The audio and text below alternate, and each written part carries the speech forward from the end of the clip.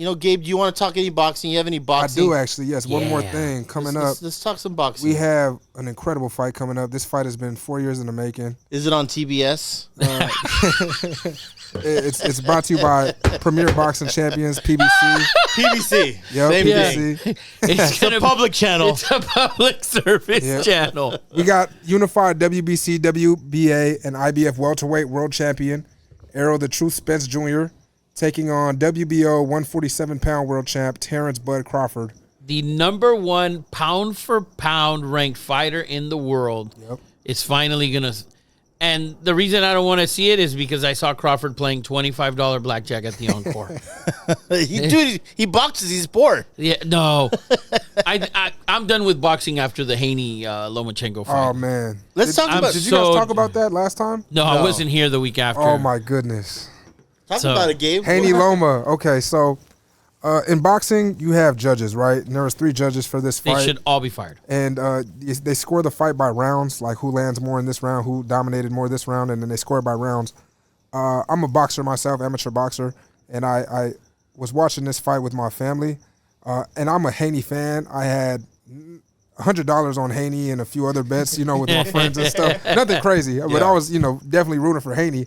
And at the end of the fight, I was like, fuck, there goes my money.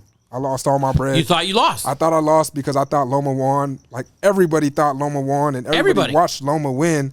And Haney was so surprised and so ecstatic when they raised his hand. And I don't he think was in shock. He couldn't even believe he won. Like, you see the reactions to his hand getting raised in every other fight, and then you see his hand getting raised in this fight, and you would have think, like, he just saw Jesus. That's the issue with boxing. That's the issue with boxing, and it's over and over and over there's again. There's 8 freaking organizations. Yep. They all can't be on one page. By the way, I heard something crazy today or yesterday that the UFC, their profit was $389 million profit in the UFC last year. I love that. No organization has hit $30 million profit.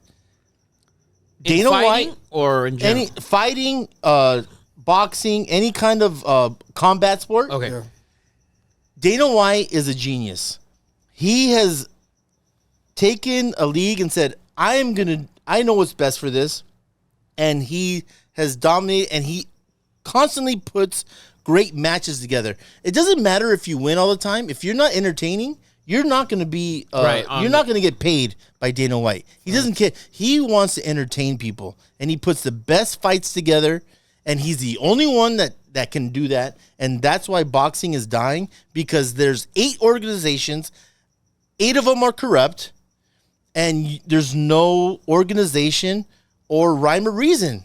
And everyone's scared to fight each other. That's why the fight I just mentioned took 4 years to make. Took forever. Well, Spence got the car accident. Yeah, he had a really, really scary car accident, but he's back now. But both these guys are undefeated, and every boxer is obsessed with keeping their O. In MMA, there's champions that have 1, 2, 3, 4, 5, 10 guys losses. that have 10 losses. Yeah. It doesn't fucking It doesn't matter because do you bring in the stars? Yep. Are you a star? Well, I think in UFC sometimes the star doesn't necessarily matter. The action is so good. Yeah. Right? That you get, dude, some of the fight, I don't watch like you guys at all. Like, you guys watch UFC a lot.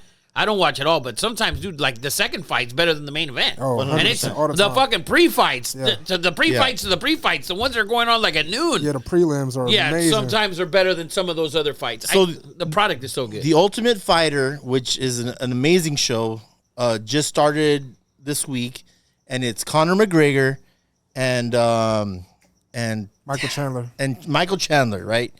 And McGregor is he's iconic. Oh, superstar. And he comes into the show, and he's coaching all these rookies. Dana White's a genius. I've seen clips of it. It looks so interesting. I watched it last night. Amazing. I watched it last night, and I got chills. I'm like, this dude is a business genius. Dana White deserves so much fucking credit because listen, I watched the very first UFC. It was a 300-pound guy against a 80-pound guy.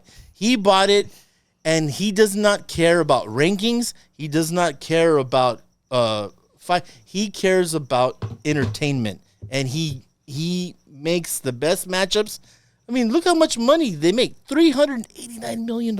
It's insane. There was something also that they said every other fighting organization, combat sports, like anything, PBC, DAZN, Top Rank, everything combined, doesn't even come close To that. what the It doesn't UFC even come did close. by themselves.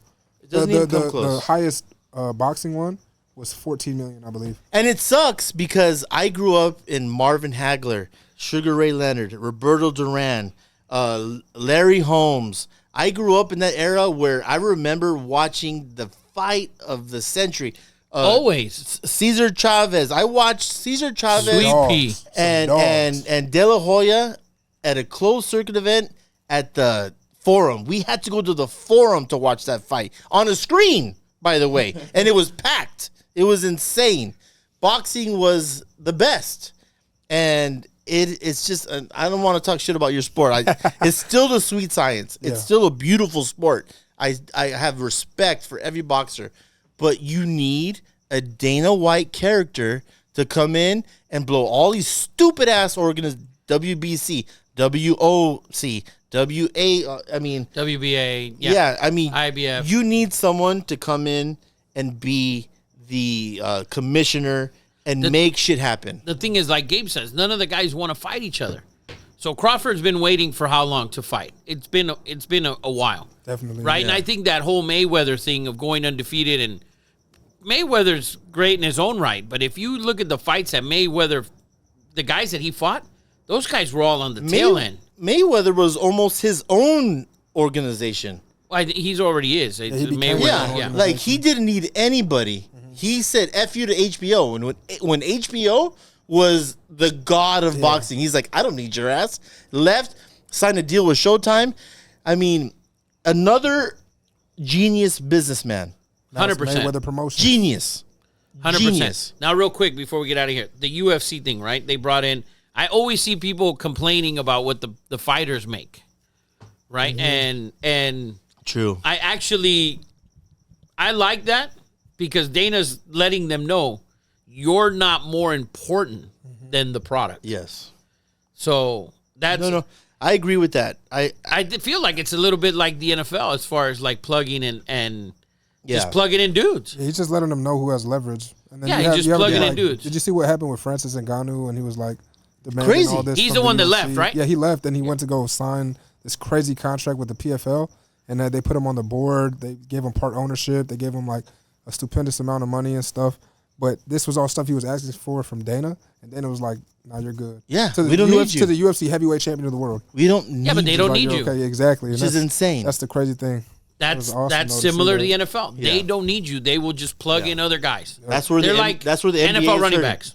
That's where the Facts. NBA is hurting. It's, Right. It's about the name on the back, not the name of the front.